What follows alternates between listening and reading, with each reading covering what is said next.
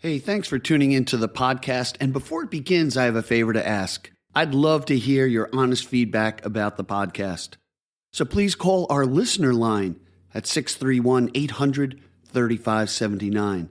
631-800-3579. Leave a message and let me know your thoughts. The show description also has my contact information. Okay, now on with the show.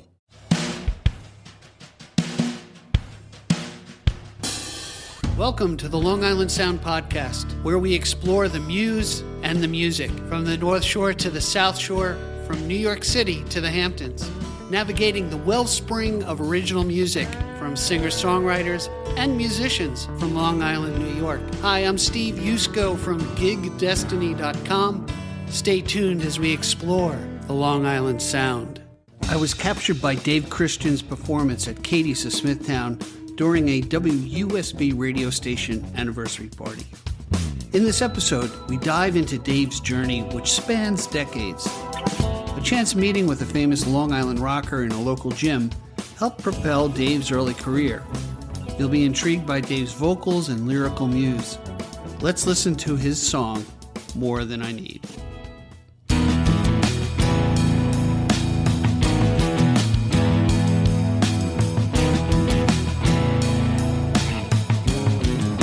It's good to see you here again, and good to know we make amends, and turn the eye of blind when necessary. Coming back through lost and found, and trying not to make a sound, not wanting to disturb the ground we bury. Here we find the path that lasted, pictures of the task that casted, photo journals bind these memories. Now I have more than I need, so I will empty all my pockets and do my one good deed for today. I believe. Who are you to come back here and speak to me of all you fear, when everything you've done is turned to dust? I know it's true that nothing new can come to show itself to you, so help to jar my memory if you trust. Letters from a past you carry speak to me in terms I've nearly forgotten all the cause and tragedy. Now I have more than I need, so I will empty all my pockets and do my one good deed for today. I receive and I believe.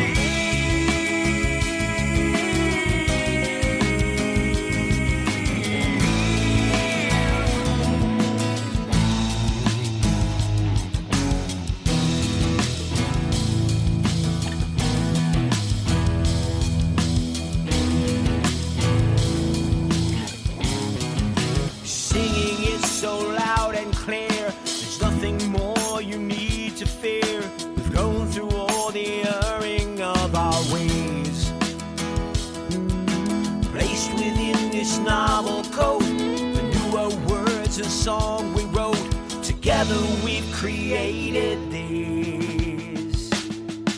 Now I have more than I need, so I will empty all my pockets and do my one good deed for today. I receive, so I will empty all my pockets and do my one good deed for today. I believe.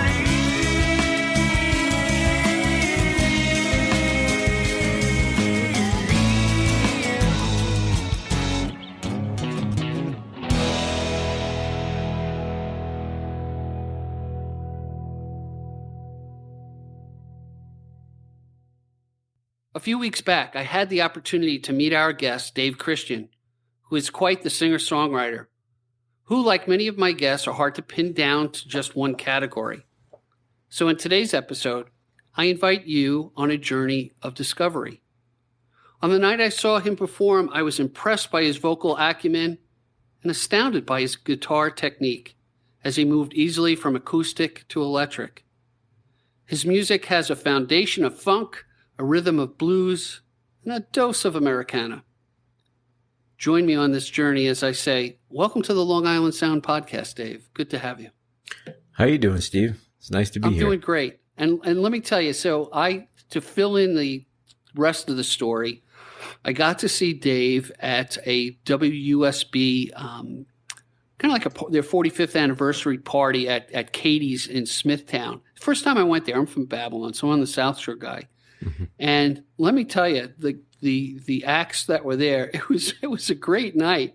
I was there with Rory Kelly. I got fortunate to sit next to her, and then you came up, and I'm like, man, this guy's really good. I really I hope he agrees to be on the program. So I want to thank you for taking the leap into the podcast. I really appreciate it.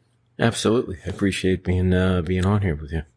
Yeah. So we were chatting before we jumped into the episode that we're of like mind, where we're trying to expose the singer-songwriters and original music here on Long Island. So it's nice that we have that same motivation in what we're doing. But let's roll the pages back and just tell me, at what point in your life did you pick up an instrument and say, hey, this is something I could do? Did you stumble upon it, musical family? Give me some background, Dave.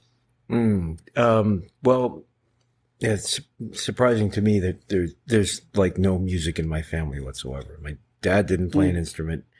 My mother didn't play an instrument, but I did get exposure at a younger age, in my preteens. Through my mother, she used to play the AM radio, 70s AM radio in the kitchen when I was getting ready for school. Cousin Brucey and... oh, yeah. Sure, right? Yeah, it was great stuff. And that was my exposure to it. And, I had the old little cassette deck, the one that I guess everybody had with the little record button on it. And, Nazareth. I was exposed to Nazareth when I was a kid, Simon and Garfunkel. It was blown away. I don't know why or how by the vocals. And by the time I was 8, I think it was 8 where I made this decision that I wanted to do this. I wanted to sing, in my life. That's what I wanted to do with my life. And I didn't know what it meant or what it entailed or anything, but that was, I was inspired at that point. Wow. So it's very similar to me. My father used to joke that he could play the radio. That was about all that he could play. Yeah. But my family had an appreciation of music. So there was music playing in the house and that sort of thing. So now you're leaning towards vocals. Did you start recording yourself? I mean, were you in any choral groups, or where did it kind of progress from that for you? And when did you pick up an instrument? At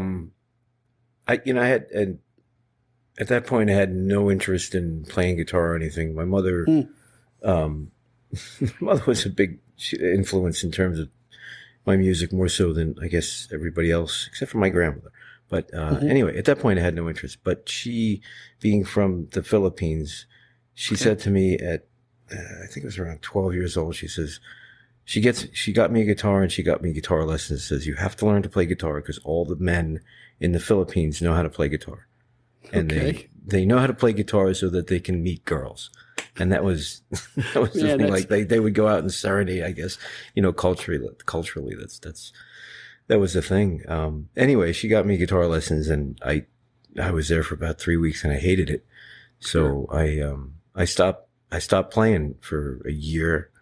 And then I guess when I was 12 or 13, I decided I was going to pick the guitar up again and just sort of teach myself.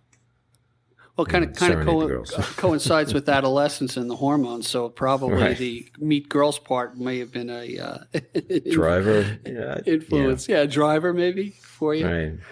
So you continued from there, I guess, right? Acoustic guitar, I would assume, right? I did. I started playing. I just started playing what I had learned a year prior with the lessons, and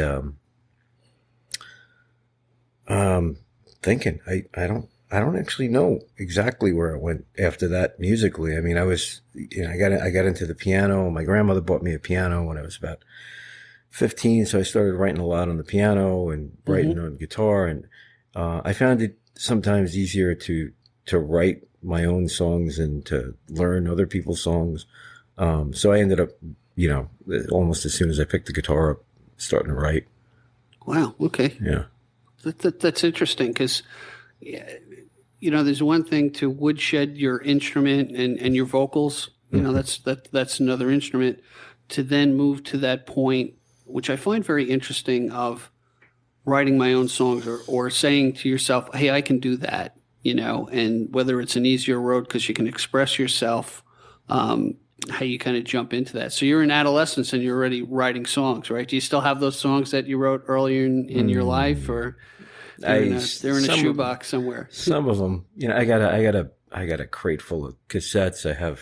I got a bin full of other cassettes, and I actually went back through it and dug some stuff out, but I mean, most of it's sort of gone into the past, but I do have a bunch of stuff that's still, I can actually pop it up right now, and I can't play it, but you can listen to it.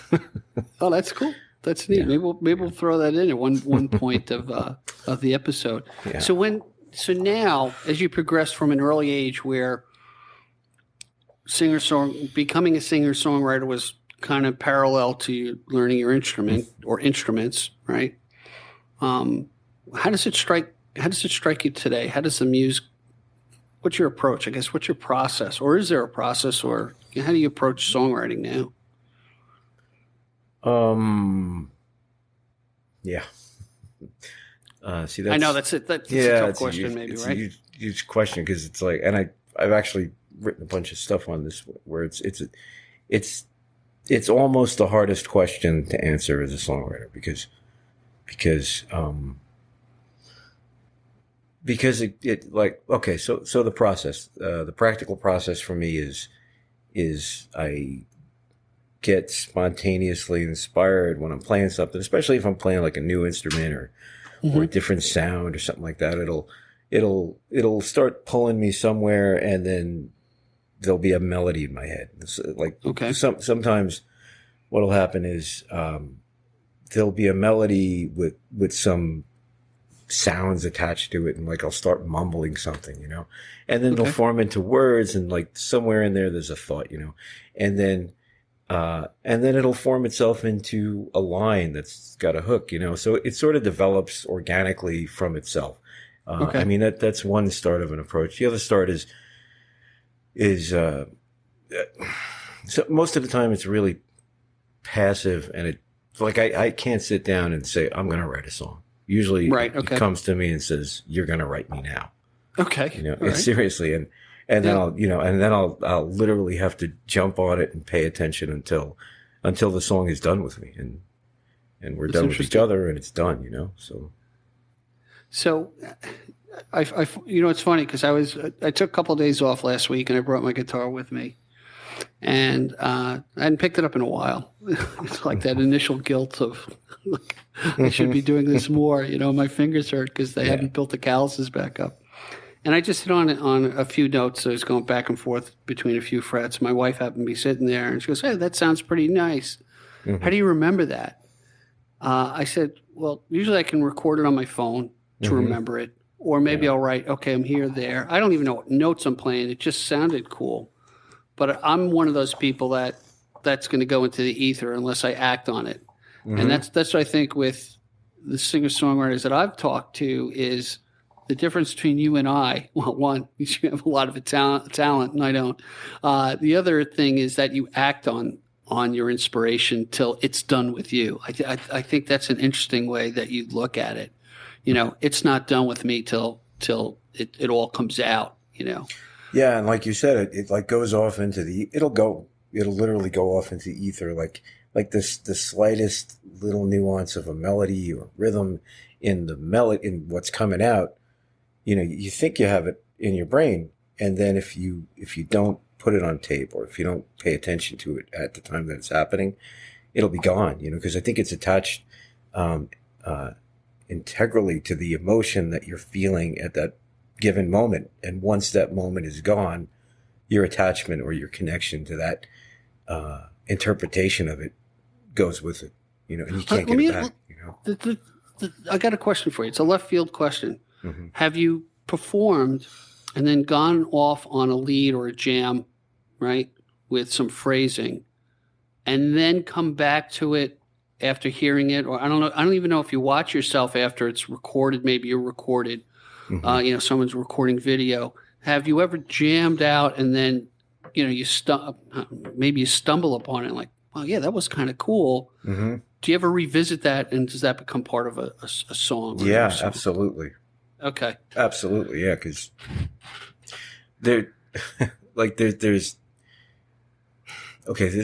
a song I remember when I wrote the first line of this song. I was standing in the middle of a party before we were supposed to play. I had my acoustic guitar on me, and I just started, like, it just came out of my fingers, you know, and I just started playing this thing. It was really simple chords. It was like a D with a descending thing, but it had a very specific melody about it. And I'm like, oh my God, I have to remember that, you know. And that, you know, it's almost like what you're talking about with jamming, but it also happens in that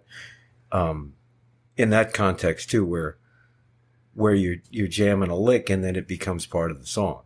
Absolutely. Yeah, so there's the jamming in performance and the noodling when you're not performing, right? Mm-hmm. Yeah. That you can kind of act on it. That's kind of neat. But that's I think the demarcation line of taking it and now letting it develop within you to put it into some sort of framework. But that's special.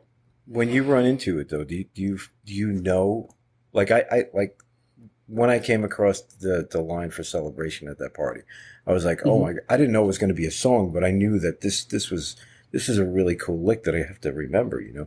So when you come across those licks, do you feel that as well? Yeah, it's a couple of things affect me differently. One, it's like, all right, this is a cool groove, and it's catchy. You know, to me, it's catchy, so I think that's cool. But then when it comes to writing lyrics or poetry, and more writing poetry for me or creative writing, and maybe because I'm a 61-year-old guy now, I get actually emotional if I hit a emotional thought in it. Where it sounds stupid. No, it doesn't. It really doesn't. She's like, Dad, you're getting choked up of something you wrote yourself. It's like, you know, is that like the least humble thing you could ever do, you know? But I don't know if the spirit strikes you that, you know, raises the hair on your arms type of thing. Maybe it'll strike somebody else, you know, if it gets developed, you know. So I'm going to make a comment on getting emotional when there's songs that, you know, I mean, there's a bunch of stuff where like, you know, I've written it. When I wrote it, I was just bawling, you know.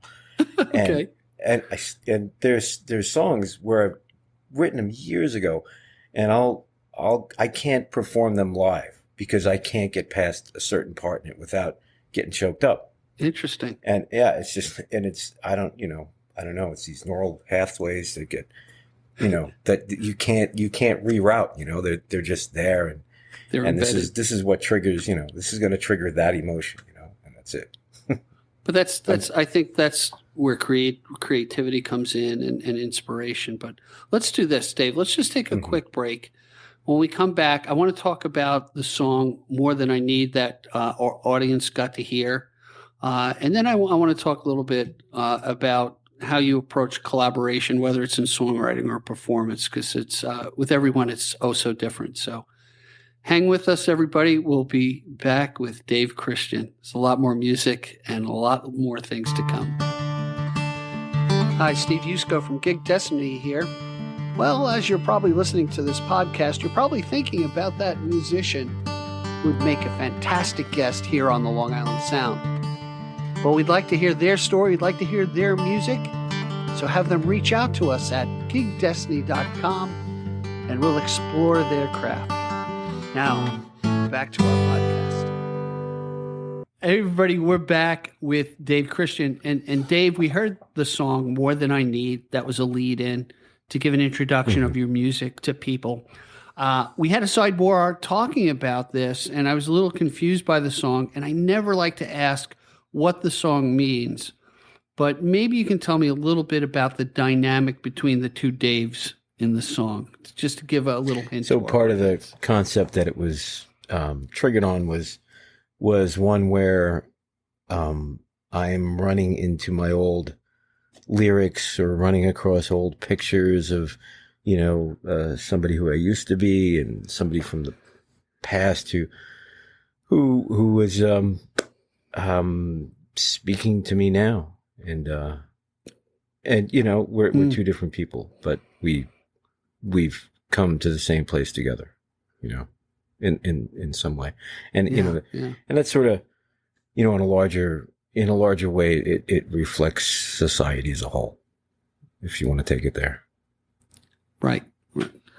I mean, if I wanted to talk to younger Steve, I'd probably slap him around a lot and tell my younger self to kind of snap out of certain things, with the experience that I have now. But now I have my wife to do that, so there you go. She tells me to snap out of it. We've got a good yin and yang going. Totally two different people. But it's what I like about the singer-songwriter, and what you can do is you can kind of pull out these nuggets of things that help us to reflect about where we are today. Even just the title, More Than I Need. What's interesting, the younger me was grasping at survival and things and gaining and capitalism and all the kooky stuff that you think you don't have. And then as we become maybe reflective in our elder years, you know what? I do have more than I need. I have food on the table. I have a house over my head. I have people that love me. That's all I need, and it's good to reflect Absolutely. on that, So you give us that. So now I'm going to switch gears here in that I assume that you're more of a sole practitioner when it comes to writing your songs, meaning you write the lyrics and the music. How do you approach hitting the studio once you have the song kind of formed? Slowly. takes years. Okay. Very gingerly. I want to get in and record stuff right away. What I found is that I find that I'm never happy with an end product. I'm a control freak in the studio, so it's hard for me to hand it over to somebody else, because it's like you put so much time and effort and thought and money sometimes into recording this thing that's going to be, this is the final version. It may not be the final version, but it's the version of this song that's going to go out and, be on permanent record. So it may morph from there, but, I always want to make sure that when I listen back to this recording that I made, I'm not going to cringe, at certain parts or be distracted by something. Okay. So when I go in and I edit, it's like, putting your face up against the glass and seeing every tiny little detail, and then stepping back and then, seeing it for the whole thing. And it's really tedious process for me because I pull out all the little things and put everything where I need it to be. Yeah. Mm-hmm. So you do it? Do you lay down your own tracks in your home studio with other musicians, or you do different parts yourself? Or sometimes, what's that process for? There's a couple of recording projects worked on through the decades. The latest one, More Than I Need, was done here in my home studio exclusively. So I had a ridiculous amount of control over the outcomes, which is good and bad, because sometimes it can make it sterile if you're too much like that, and we try not to be sterile. And then there's the other end of the spectrum where I recorded with a band called Finally Balanced, and I just relinquished all control of everything, and there's benefits to that because it goes places that it wouldn't otherwise have gone. So somewhere in the middle is the ideal place to be. But yeah, right. Right, the happy place. Yeah. So I mean, ideally, what I'd like to do is be able to record with a band that I wouldn't have to go back and change things so that it's not driving me insane.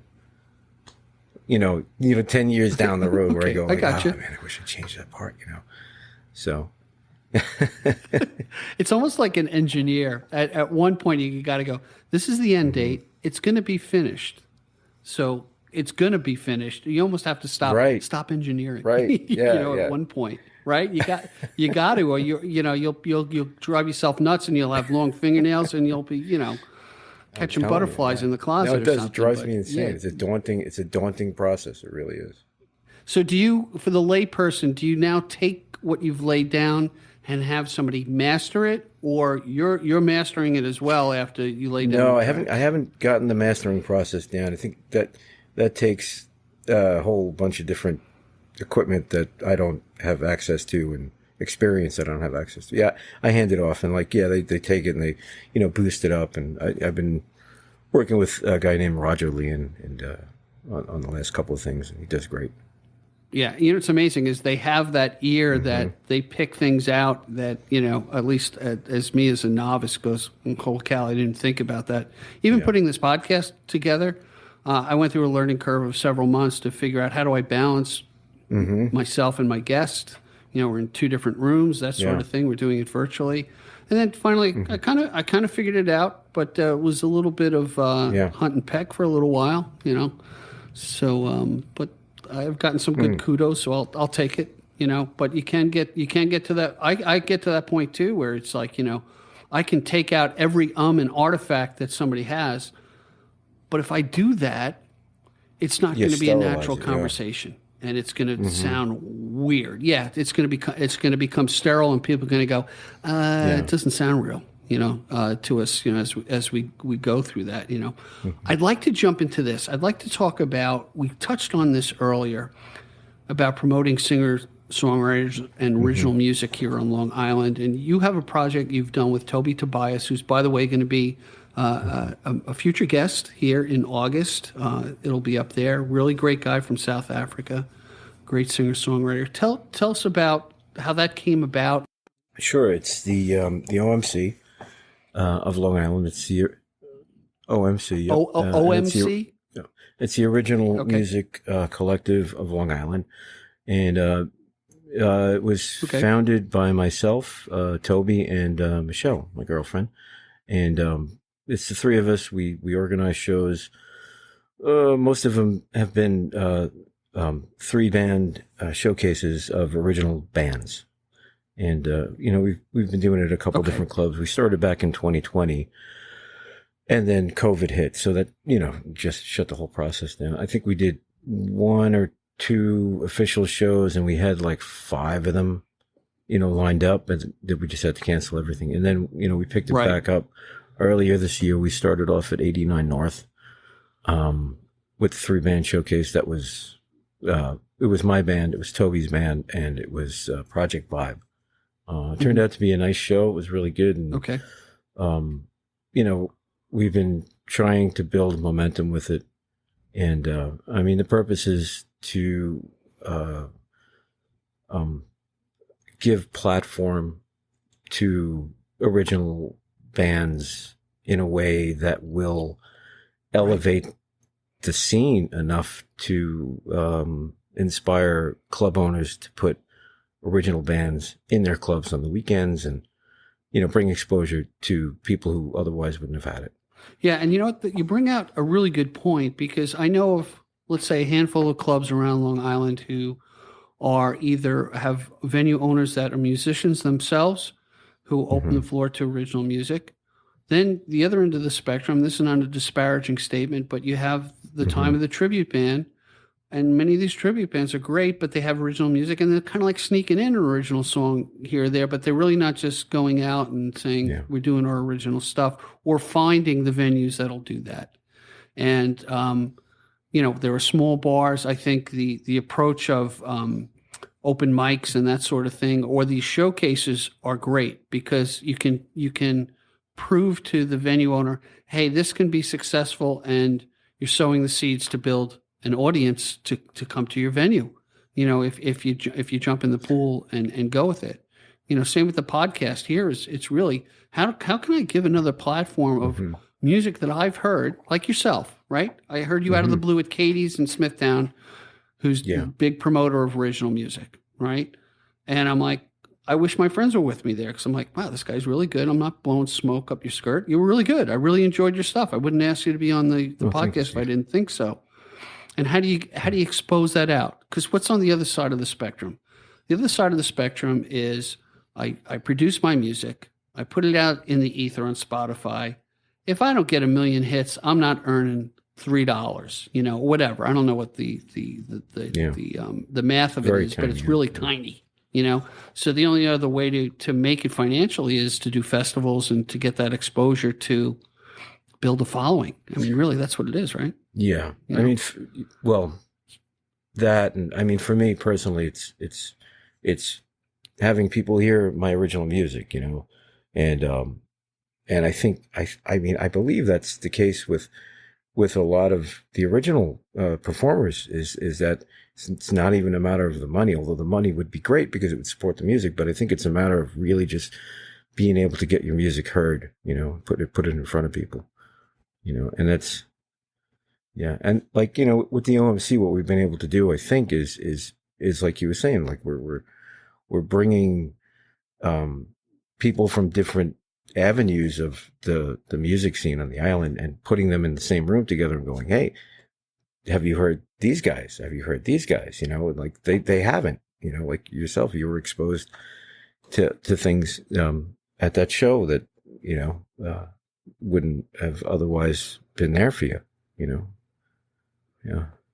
Right. It's interesting. The original singer-songwriters on Long Island know a lot about each other.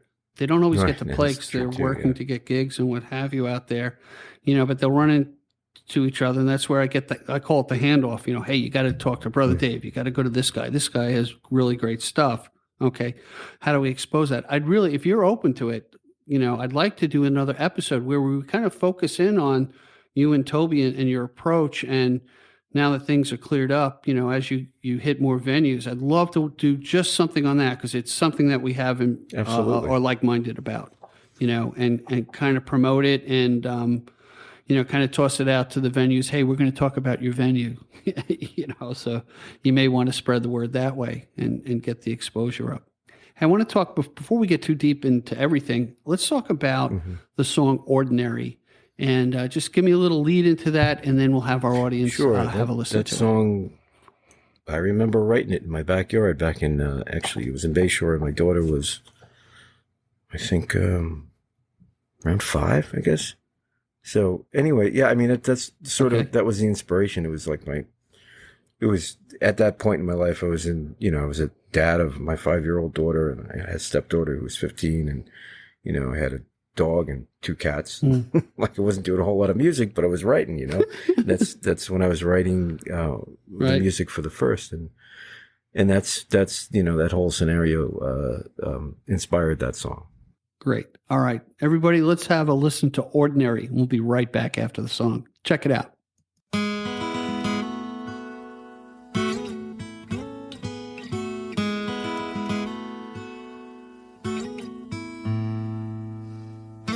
Danny, don't you believe when they show you the sign says over? No, never once could I leave, 'cause I believe you're the best to come.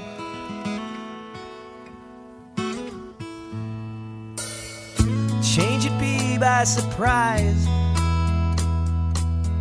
Cried a little, but I survived it now. Can I think back and laugh? I don't know. I hope they never ask for a perfect performance.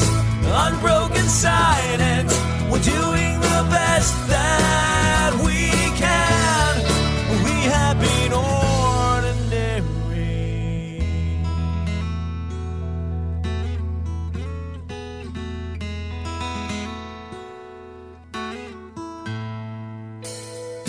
There below all the fight, solid promise some way rises, carry all of us through. nothing new, 'cause this is what we do. Daddy got to believe. They don't know, they never stop to look for a perfect performance. Unbroken silence, we're doing the best that we can. We have been ordinary.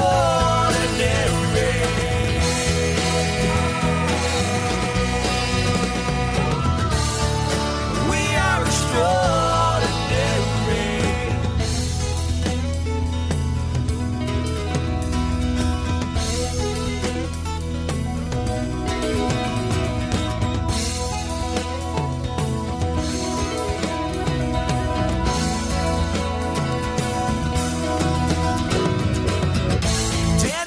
To believe when they show you the sign says over, no, never once could I leave. They don't know, they never stop to look for a perfect performance. Unbroken silence, we're doing the best that we can. We have been ordinary.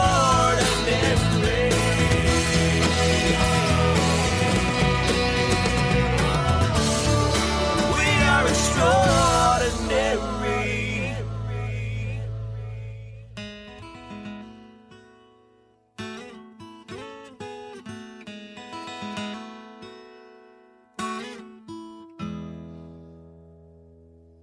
Hey, that was a really great song, Dave. I really appreciate you bringing it to the table. And before we get too deep, I want to just bring to the audience's attention anybody that we mention. Dave's links, where his music is, there'll be chapter marks. So if you want more information on anyone we talk about, like the project you're doing with Toby, that'd be great. You'll see it in the chapter Right. marks. So I should mention also that Michelle Francis is a huge part of the OMC operation. I mean, you know, we all three work together on things, and she's the primary photographer and videographer for what we do. And if you go to our Facebook page, which is our primary exposure point, it's OMC of Long Island.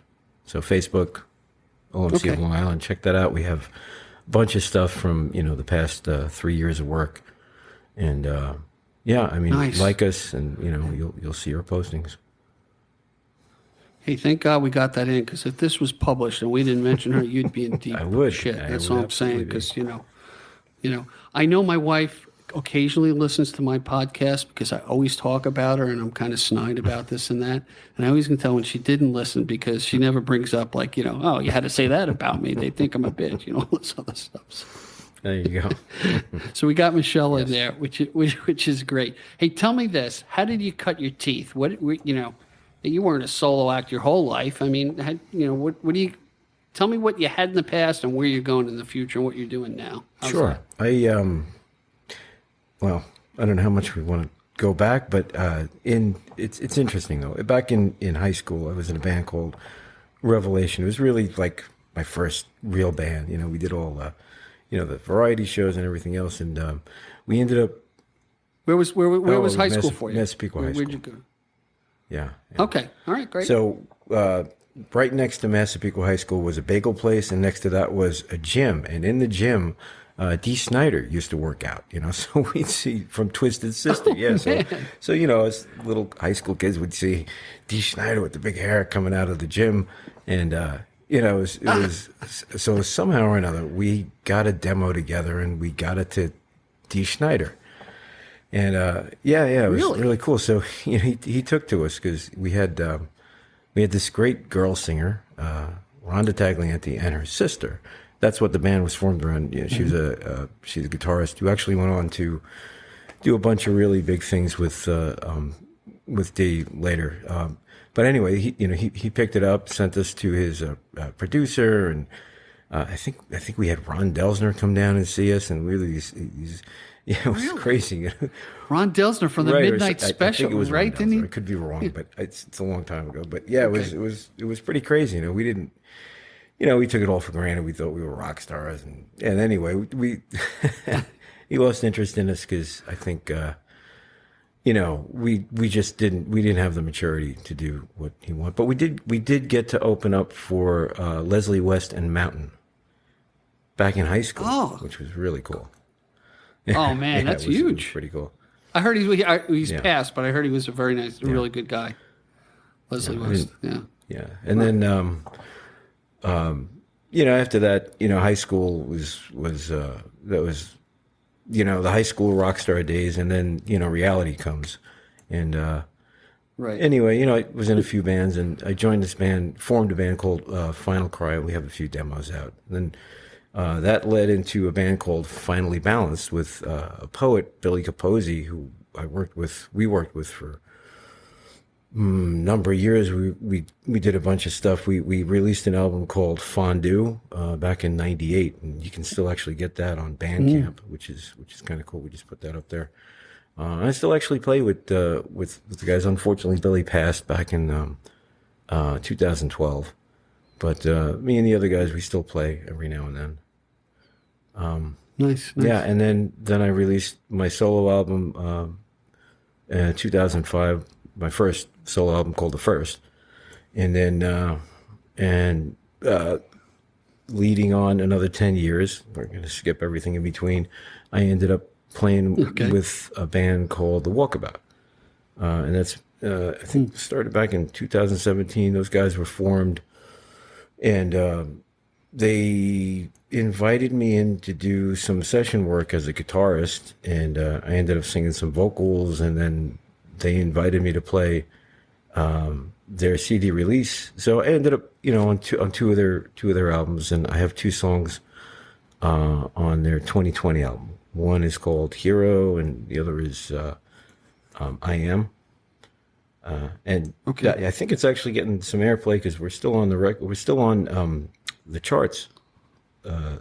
Certain charts around the world. I keep getting notifications. So, does it have some sort of Australian? The Walk-A-Bout sounds like an Australian band. Well, yeah. Sully, the lead singer. Because Sully was doing the lead singer. I was lead guitar, and he's Australian. So that's the cultural connection. Cool. Yeah. Nice. Now you have the Dave Cristian project, right? Which is foursome, threesome, or we're always aspiring to be 4-piece, but sometimes we can't do it, or the venue doesn't call for it, so we do the 3-piece acoustic, which is. Were those the guys who played with you at Katie's during the WUSB thing? Okay, yeah.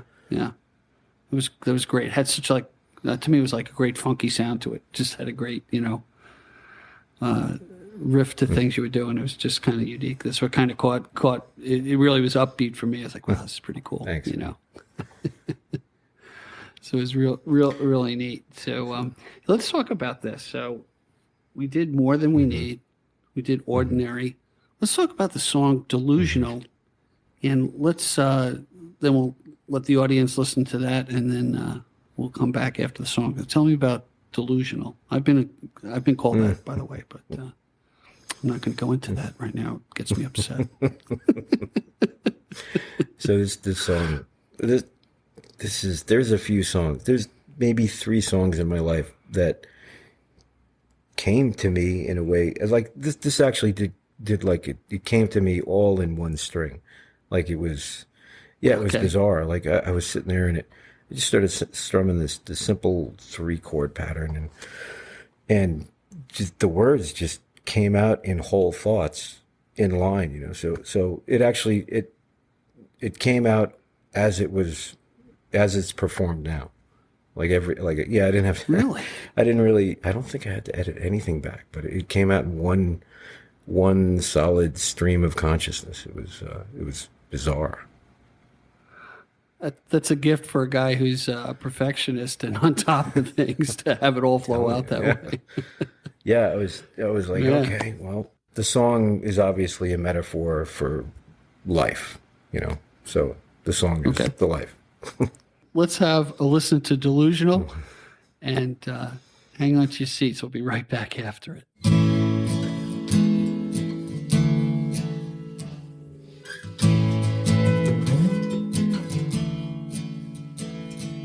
What will they say when the song ends? Did it build all of the time? And what will they say when the truth bends? Maybe the failure was mine.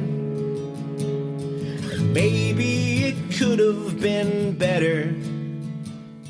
The verse could have been more profound. Things that were said nearly moved me, but the chorus kept getting me down. And the part where he cried was a train wreck. I would have done anything else. What will be said about all of the things I've done? Will they remember some of the good? Then it came back from the mayhem, thinking it spoke from the soul, claiming to know where the truth lies, saying it's better we don't. And then there's the build-up through the metaphor, hope for salvation from the inner war. Interpretation clearly delusional, lousy arrangement clearly confusional.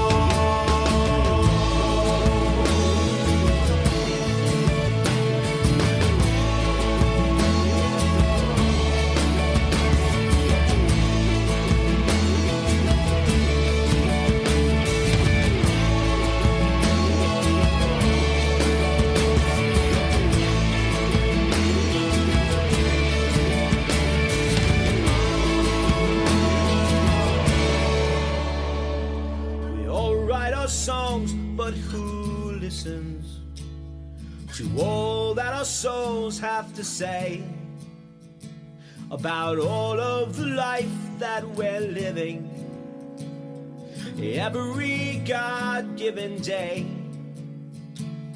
I think my song could have been better. Could I had something to say? Maybe it's all I can hope for you to remember this day. With me standing here right in front of you, sharing all my tears, all the things I do, playing the song I live and I give to you, trying to rise above believing I rise.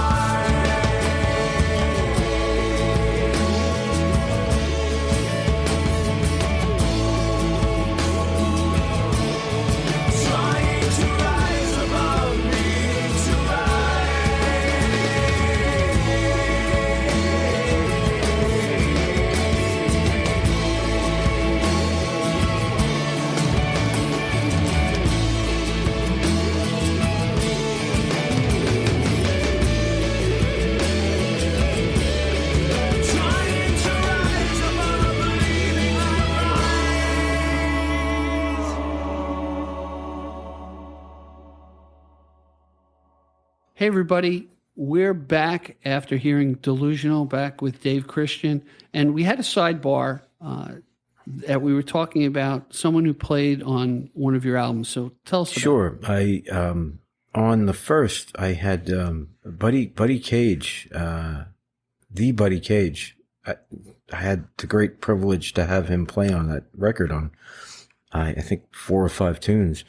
And I just wanted to mention it because, you know, it's a proud aspect. I'm proud of that, that I got to play with Buddy Cage. So for those of us who don't know Buddy Cage, maybe you can tell us a little bit about Buddy, and then we'll have a link about Buddy as well. I'm sure there's info on him in the Sure. His he came up through the New Riders of the Purple Sage, and he actually taught he actually taught Jerry Garcia, from what I understand, how to play the pedal steel. Like, he was Jerry Garcia's teacher. We used to run into him at festivals when I was playing with Finely Balanced up in the Harvest Fest and all the Robbie Robinson's hemp fests, and And he would sit in with bands on the stage. So we got to know him through that because he'd sit in with us almost every time we played up there. And, I guess we exchanged numbers. And when I was doing the record, I said, I got to have Buddy Cage on this. And I asked him if he would do it. And he said, absolutely. So, he came down to my house and we spent a Saturday afternoon recording, just recording tracks and tracks and tracks. And I think, I have to go back and look, but I'm pretty sure we ended up using, his recordings, his cuts on like 4 or 5 different tunes on the record. Yeah. And if anybody gets a chance, you should really check out, my song For You, because he just does this beautiful part on it. Okay. Yeah. Nice. That's excellent. I tell you, that points to the generosity of musicians in general, without a hesitation. It sounds like he said yes. He did. Yeah. Which is great. So what projects do you have coming up? What's in the short-term future for you, Dave? Sure. So, I've been working on, honing the band, Dave Cristian project for a few years, went through a couple of member changes, and now, we currently have a nice lineup. I have Drew Bertran on the drums, and he was actually the drummer and the producer for TheWalk-A-Bout. And we go back a long ways too. We go back into the 90s. Have common friend groups, and we did a lot of jamming back then as well. Anyway, he's playing with the Dave Cristian project as the drummer. I have Henry Goode on the bass, and Doug Leax on the keys. And anyway, we play as a full band whenever we can, and then when it calls for it, we do the 3-piece acoustic like you had seen us. And I'm currently working on a bunch of recordings. I mean, I'm trying to do song. I have 23 songs that have to get recorded, and so we're trying to take it a little bit piece by piece, and trying to get as much done as possible. It's a time-consuming endeavor and a labor of love, obviously. So, yeah. Wonderful. Well, let me tell you, Dave, in the beginning of this episode, I promised my listeners that I would take them on a journey of discovery. And we really did. I mean, I discovered things, from Dee Snider to, all these different people that were involved in your life, over the many decades that you've been playing. I really look forward to seeing you guys playing live again, because it was just kind of a magical night. It was just really to me, it's like, wow, this guy's good. Thank you, Steve. That Appreciate it.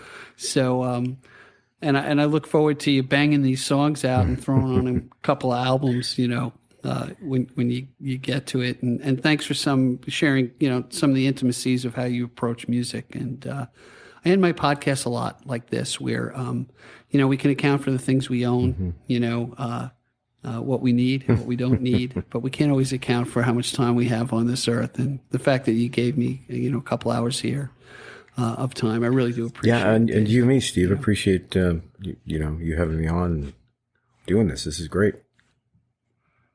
Well, we're going to have you on again with the other project with Toby, I hope. So I'm going to be twisting your arms to nail you down for that with Michelle. So we look forward to that. And thanks, everybody. Until next time, we'll see you. Be well. Thank you for joining us today. I appreciate the time you spent with us. Please subscribe and comment, and visit us at gigdestiny.com. Till next time, be generous with your joy, keep your spirits high, and let the music take you on a journey. Be well. Peace.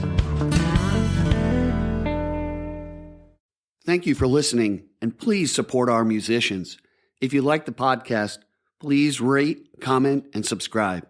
If you want to partner with us, visit gigdestiny.com. Hit that donate button. We appreciate your support to keep the conversation alive. Take care. Be well.